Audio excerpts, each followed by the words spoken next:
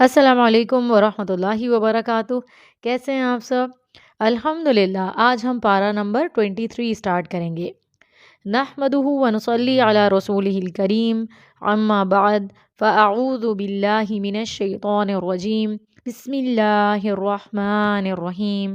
رب اشرح لی صدری ویسر لی امری واحلل عقدۃ من لسانی یفقہوا قولی۔ اس پارہ کو شروع کرنے سے پہلے میں یہ کہنا چاہتی ہوں کہ اگر اس پارہ کے مختصر خلاصے میں ہم سے کوئی غلطی ہو گئی ہو تو ہماری رہنمائی فرما دیں۔ جزاکم اللہ خیرا کثیرا۔ سورہ یاسین، پارہ 22 کے آخر میں سورہ یاسین کی کچھ آیات آئی تھیں اور باقی ہم پارہ 23 میں مکمل کریں گے۔ تو ہماری سورہ یاسین چل رہی ہے۔ پارہ 22 کے آخر میں ایسے شخص کا واقعہ شروع ہوا تھا جو دور بستی سے دوڑ کر آیا تھا۔ اس مومن نے سنا کہ شہر والے رسولوں کو قتل کی دھمکیاں دے رہے ہیں، تو یہ باتیں سنتے ہی وہ شہر کے دوسرے کنارے سے دوڑ کر آیا اور رسولوں کی حمایت میں اپنی قوم کو واعظ و نصیحت کی۔ اس مومن نے اپنی جان خطرے میں ڈال کر قوم کو ایمان لانے کی دعوت دی۔ اس کی قوم نے اس مومن کو قتل کر دیا۔ یہاں تک کا واقعہ پارہ 22 میں تھا۔ اب آگے کا واقعہ پارہ 23 سے شروع ہو رہا ہے۔ اس شخص نے اپنی قوم کی خیر خواہی چاہی تو اسے شہید کر دیا۔ جنت میں جانے کے بعد بھی اس کو قوم کی خیر خواہی کی فکر ہے۔ آیت نمبر 26 اور 27 میں آتا ہے، قیل ادخل الجنہ قال یا لیت قومی یعلمون بما غفر لی ربی وجعلنی من المکرمین۔ ترجمہ، آخر جب اسے قتل کر ڈالا گیا تو اسے کہا گیا کہ جنت میں داخل ہو جاؤ۔ وہ کہنے لگا، کاش میری قوم کو علم ہو جاتا کہ میرے پروردگار نے مجھے بخش دیا اور مجھے معززین میں شامل کر دیا۔ اس کا اخلاق اتنا اچھا تھا کہ اگر اسے کچھ تمنا تھی تو یہ تھی کہ کاش میری قوم کو یہ بات معلوم ہو جائے کہ اللہ نے مجھ پر کس قدر انعام و اکرام کیے ہیں، تو وہ بھی ایمان لے آئیں۔ آگے بڑی خوبصورت آیت آ رہی ہے۔ اللہ سبحانہ و تعالیٰ نے ہر چیز جوڑے میں بنائی، اکیلی ذات صرف اللہ کی ہے۔ آئیے اس آیت کو ترجمے کے ساتھ سنتے ہیں۔ آیت نمبر 36، سبحان الذی خلق الازواج کلها مما تنبت الارض ومن انفسهم ومما لا يعلمون۔ ترجمہ، پاک ہے وہ ذات جس نے زمین کی نباتات سے جملہ اقسام کے جوڑے پیدا کیے اور خود ان کی اپنی جنس کے بھی اور ان چیزوں کے بھی جنہیں یہ جانتے بھی نہیں۔ آگے آیت میں قیامت کا منظر بتایا گیا ہے۔ آیت نمبر 51، وَنُفِخَ فِي الصُّورِ فَإِذَا هُم مِّنَ الْأَجْدَاثِ إِلَىٰ رَبِّهِمْ يَنسِلُونَ۔ ترجمہ، اور جب سور پھونکا جائے گا تو وہ فوراً اپنی قبروں سے نکل کر اپنے پروردگار کی طرف دوڑیں گے۔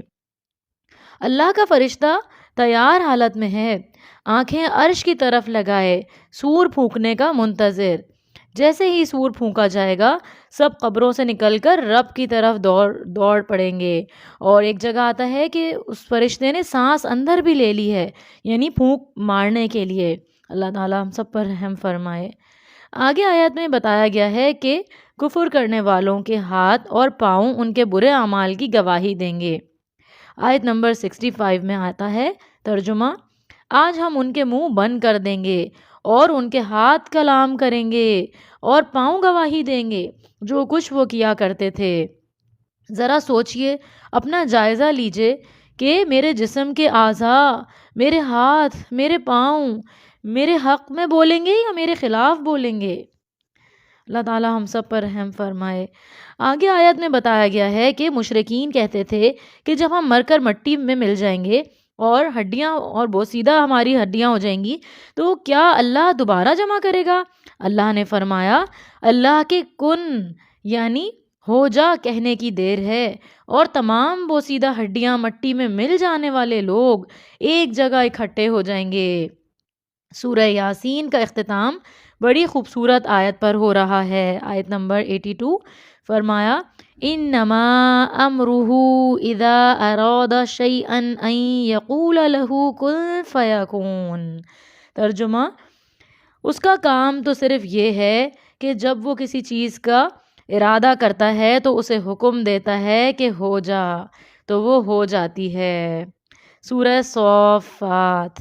بسم اللہ الرحمن الرحیم۔ اس سورہ کی پہلی 3 آیات میں فرشتوں کی قسم کھائی گئی ہے۔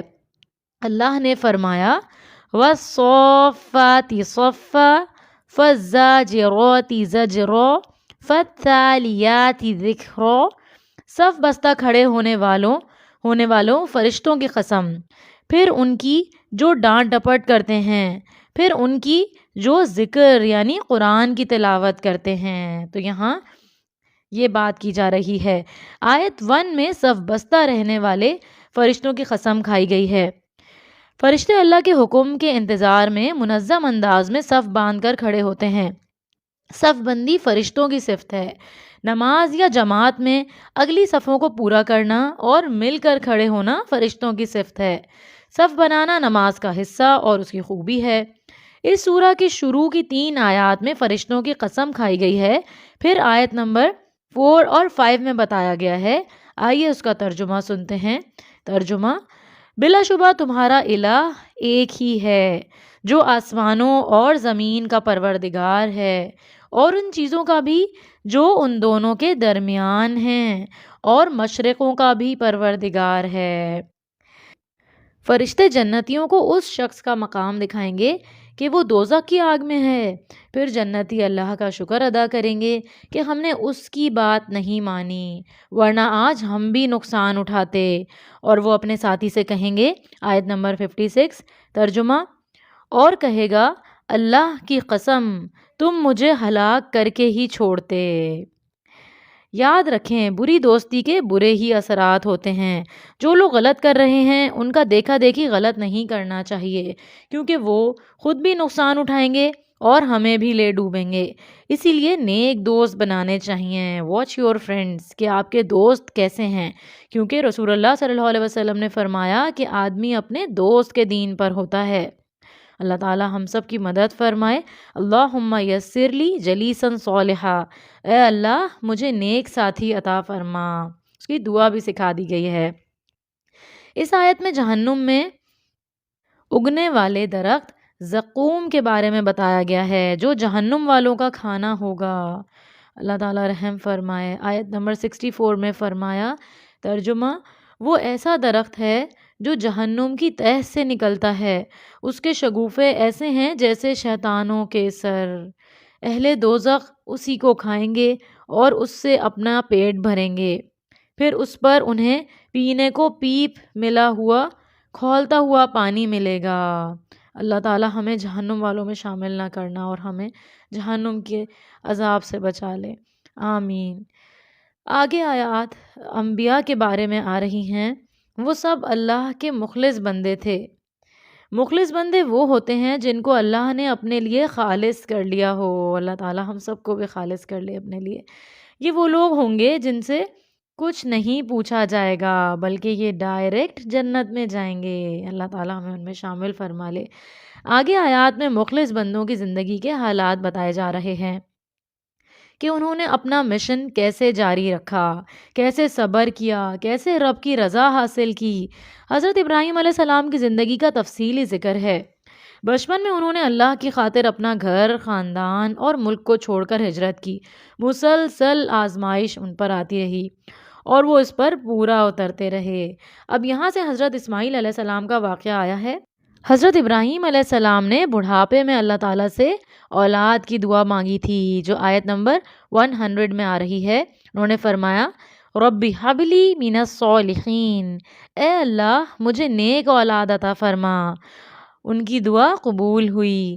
اللہ نے آزمائش ڈالی کہ بچے کو اور ان کی ماں کو ساتھ صحرا میں چھوڑ آئیں۔ کئی سال بعد بچے کو دوبارہ ملے تو اللہ نے خواب میں بچے کو ذبح کرنے کا حکم دیا۔ پھر آگے کیا ہوا، یہ جاننے کے لیے ان آیات کا ترجمہ سنتے ہیں۔ آیت نمبر 102 سے 107 تک۔ ترجمہ، پھر جب وہ بیٹا ان کے ہمراہ دوڑ دھوپ کرنے کی عمر کو پہنچ گیا تو ایک دن ابراہیم نے کہا، بیٹے، میں نے خواب میں دیکھا کہ میں تمہیں ذبح کر رہا ہوں، اب بتاؤ تمہاری کیا رائے ہے؟ بیٹے نے جواب دیا، ابا جان، وہی کچھ کیجے جو آپ کو حکم ہوا ہے، آپ انشاءاللہ مجھے صبر کرنے والا ہی پائیں گے۔ پھر جب دونوں نے سر تسلیم خم کر دیا اور ابراہیم علیہ السلام نے بیٹے کو پیشانی کے بل گرا دیا تو ہم نے اسے پکارا، ابراہیم، تم نے خواب کو سچ کر دکھایا، ہم یقیناً نیکی کرنے والوں کو ایسا ہی صلہ دیا کرتے ہیں۔ بلا شبہ یہ ایک صریح آزمائش تھی اور ہم نے ایک بڑی قربانی بطور فدیہ دے کر اسے بیٹے کو چھڑا لیا۔ اللہ کے حکم سے ایک مینڈا وہاں بھیج دیا گیا تھا۔ جب تک مسلمان حضرت ابراہیم علیہ السلام کی سنت کی یاد میں ہر سال عید الاضحیٰ میں قربانی کیا کرتے ہیں۔ دراصل اللہ چاہتے تھے کہ حضرت ابراہیم علیہ السلام کے دل میں اللہ سے زیادہ کسی اور کی محبت تو نہیں۔ ہر دفعہ ابراہیم علیہ السلام نے پروف کیا کہ ان کو محبت تو ہے لیکن سب سے زیادہ محبت اللہ سے ہے۔ ہمیں بھی سب سے زیادہ محبت اللہ سے ہی کرنی چاہیے اور اللہ کے خاطر اپنی محبوب چیز قربان کرنے کے لیے تیار رہنا چاہیے۔ اللہ تعالی ہمارے لیول کے حساب سے چھوٹی چھوٹی آزمائشیں اور ٹیسٹ لیتا رہے گا، ہمیں اپنی وسعت کے حساب سے اس پر پورا اترنا ہے۔ اس کے بعد آیات میں حضرت یونس علیہ السلام کا قصہ آیا ہے۔ اللہ سبحانہ و تعالیٰ نے فرمایا، آیت نمبر 143 سے 146 تک آتا ہے ترجمہ، اب اگر وہ تسبیح کرنے والوں میں سے نہ ہوتے تو تا روز قیامت مچھلی کے پیٹ میں ہی پڑے رہتے، پھر ہم نے انہیں ایک چٹیل میدان میں پھینک دیا جبکہ وہ بیمار تھے اور ان پر ایک بیلدار درخت اگا دیا۔ بچوں، آپ کو یاد ہے انہوں نے کون سی تسبیح کی تھی؟ انہوں نے یہ تسبیح کی تھی، یعنی یہ دعا پڑھی تھی، لا الہ الا انت سبحانک انی کنت من الظالمین۔ ترجمہ، نہیں ہے کوئی معبود سوائے تیرے، پاک ہے تو، بے شک میں ظالموں میں سے ہوں۔ جب انہوں نے یہ تسبیح کی تو اللہ نے مچھلی کو حکم دیا کہ یونس علیہ السلام کو کنارے پر جا کر اگل دو۔ بچوں، ہمیں بھی اللہ کے ذکر تسبیحات کو اپنی زندگی میں شامل کرنا ہے، پورے دل سے، پورے شعور کے ساتھ پڑھنا ہے، یعنی دعاؤں کو مانگنا ہے، صرف پڑھنا نہیں ہے۔ اس سورت کا اختتام بہت ہی خوبصورت آیت پر ہوا ہے جو مجلس کے کفارے کے کلمات ہیں، یعنی جب کوئی مجلس ختم ہوتی ہے تو یہ آیات پڑھتے ہیں۔ آیت نمبر 180 سے 182 تک فرمایا، سبحان ربک رب العزت عما یصفون وسلام علی المرسلین والحمد للہ رب العالمین۔ آپ کا پروردگار جو عزت کا مالک ہے ان باتوں سے پاک ہے جو یہ بیان کرتے ہیں، اور رسولوں پر سلام ہو، اور سب تعریف اللہ رب العالمین کے لیے ہے۔ سورہ صاد، بسم اللہ الرحمن الرحیم۔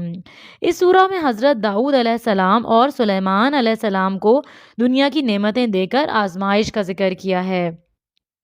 آیت نمبر 29 میں بتایا گیا ہے کہ عقل مند وہ ہیں جو قرآن سے سبق لیتے ہیں۔ آیت 29 میں فرمایا، کتاب انزلناہ الیک مبارک لیدبروا آیاتہ ولیتذکر اولو الالباب۔ ترجمہ، جو کتاب ہم نے آپ کی طرف نازل کی ہے بڑی برکت والی ہے تاکہ لوگ اس کی آیات میں غور و فکر کریں اور اہل عقل و دانش اس سے سبق حاصل کریں۔ کیا ہم سبق حاصل کرنے کے لیے تیار ہیں؟ کیا ہم عقل و دانش والے ہیں؟ یہ ہمیں اپنا جائزہ لینا ہے۔ آیت نمبر 30 میں خاص طور پر ایک خصوصیت اواب کا ذکر ہے۔ سورہ صافات میں آپ نے مخلص بندوں کا ذکر سنا تھا اور اب سورہ صاد میں اواب کا ذکر آیا ہے۔ اواب وہ لوگ ہوتے ہیں جو بار بار اللہ سے رجوع کرنے والے ہوتے ہیں، یعنی بار بار اللہ کی طرف پلٹنے والے ہوتے ہیں۔ ایک عبادت کر لی اب دوسرے کا سوچتے ہیں، پھر وہ کر لی تو کوئی اور نیک کام کا سوچتے ہیں، بار بار اللہ کو یاد کرتے ہیں۔ آگے بہت سارے انبیاء کا ذکر ہے کہ وہ سب کے سب اواب اور مخلص بندے تھے۔ اللہ ہمیں بھی اوابین میں شامل فرما لے اور اپنے خاص مخلص بندوں میں شامل فرما لے، آمین۔ سورہ کے اختتام پر 7ویں اور آخری مرتبہ حضرت آدم علیہ السلام کی پیدائش کا قصہ ہے اور ابلیس کا ذکر ہے۔ حضرت آدم علیہ السلام سے غلطی ہوئی، انہوں نے اللہ کی طرف رجوع کیا اور معافی مانگی اور اللہ کے چنے ہوئے مخلص بندوں میں شامل ہو گئے۔ سورۃ الزمر، بسم اللہ الرحمن الرحیم۔ آیت نمبر 16 میں فرمایا، ترجمہ: اے میرے بندوں، مجھ سے ڈرتے رہو۔ جو لوگ طاغوت کی عبادت کرنے سے بچتے رہے اور اللہ تعالیٰ کی طرف رجوع کیا انہوں نے، ان کے لیے بشارت ہے، لہٰذا میرے بندوں کو بشارت دے دیجئے جو بات کو توجہ سے سنتے ہیں پھر اس کے بہترین پہلو کی پیروی کرتے ہیں۔ یہی وہ لوگ ہیں جنہیں اللہ نے ہدایت بخشی اور یہی دانش مند ہیں۔ کیا ہمیں ایسے لوگوں میں شامل ہونا ہے؟ تو ہمیں اپنے اندر یہ ساری صفات پیدا کرنی ہے اور قرآن کو توجہ سے اور غور سے سننا ہے۔ یہاں طاغوت کا لفظ آیا ہے۔ طاغوت کیا ہے؟ ہر برائی جو نیکی کرنے سے روکے وہ طاغوت ہے۔ شیطان سب سے بڑا طاغوت ہے۔ تو آج ہمیں اپنی زندگیوں کا جائزہ لینا ہے کہ ہماری زندگیوں میں کون کون سی ایسی برائیاں، ایسے ہرڈلز ہیں جو ہمیں نیکیوں سے روکتے ہیں۔ آگے آیت کا ترجمہ سنتے ہیں۔ آیت نمبر 22، ترجمہ: بھلا جس شخص کا سینہ اللہ تعالیٰ نے اسلام کے لیے کھول دیا ہو اور وہ اپنے پروردگار کی طرف سے ایک روشنی پر ہو، اس شخص کی طرح ہو سکتا ہے جو کوئی سبق نہیں لیتا؟ لہٰذا ان لوگوں کے لیے ہلاکت ہے جن کے دل اللہ کے ذکر سے اور سخت ہو جاتے ہیں، یہی لوگ صریح گمراہی میں ہیں۔ آگے آیت میں بتایا گیا ہے کہ قرآن پڑھنے کے اثرات انسان کے دل پر پڑتے ہیں اور وہ ان کے اعضاء پر ظاہر ہوتے ہیں، خوف سے ان کے رونگٹے کھڑے ہو جاتے ہیں۔ اللہ تعالیٰ ہمیں ایسے بندوں میں شامل فرما لے کہ جن پر قرآن اثر کرے، آمین یا رب العالمین۔ الحمدللہ پارہ نمبر 23 مکمل ہوا۔ اللہ کے فضل و کرم سے اللہ سے دعا ہے کہ ہمارا دل اسلام کے لیے کھول دے اور ہمیں اپنے چنے ہوئے خاص بندوں میں شامل فرما لیں، آمین۔ وآخر دعوانا ان الحمدللہ رب العالمین۔ سبحان ربک رب العزت عما یصفون وسلام علی المرسلین والحمد للہ رب العالمین۔ السلام علیکم ورحمۃ اللہ وبرکاتہ۔